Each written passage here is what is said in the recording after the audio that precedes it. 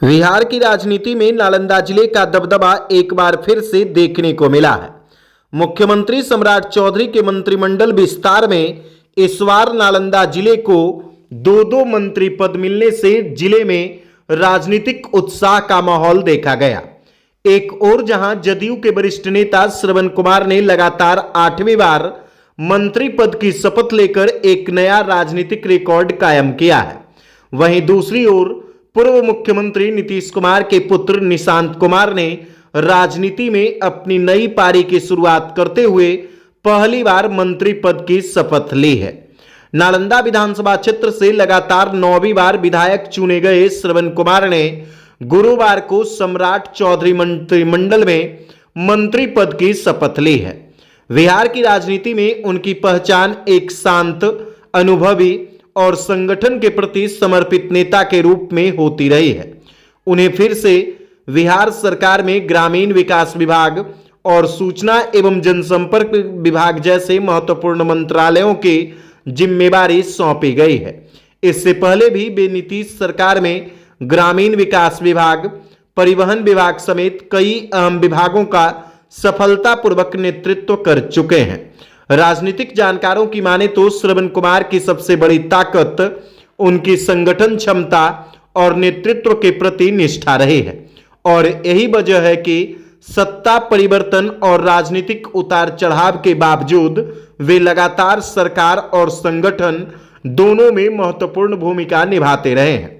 नीतीश कुमार के मुख्यमंत्री पद से इस्तीफा देने के बाद जदयू विधायक दल के नेता की जिम्मेदारी भी उन्हें ही सौंपी गई थी, जिससे पार्टी में उनके मजबूत कद का अंदाजा लगाया जा सकता है। मंत्री पद की शपथ लेने के बाद उनके आवास पर शुभचिंतकों, समर्थकों और कार्यकर्ताओं का तांता लगा रहा।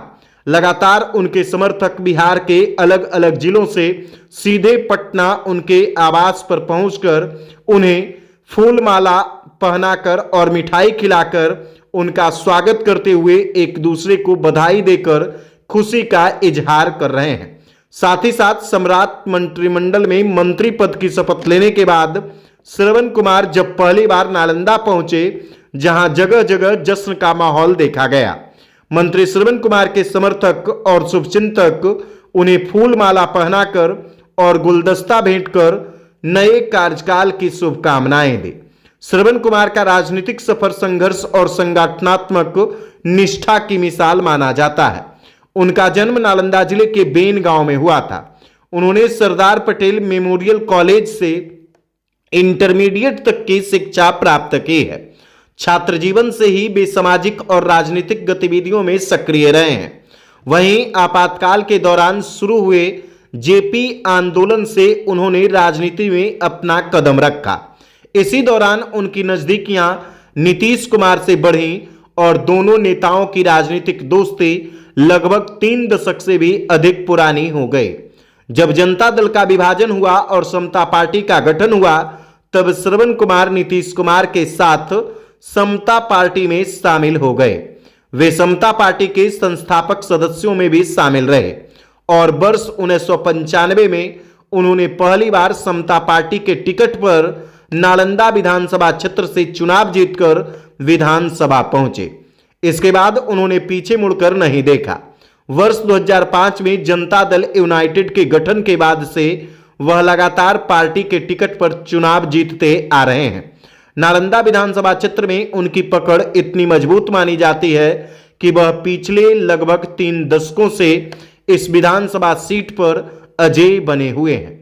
राजनीतिक विश्लेषकों का मानना है कि श्रवण कुमार को बार बार मंत्रिमंडल में जगह मिलने का सबसे बड़ा कारण उनकी साफ सुथरी छवि, संगठन के प्रति समर्पण और नेतृत्व के प्रति विश्वसनीयता है।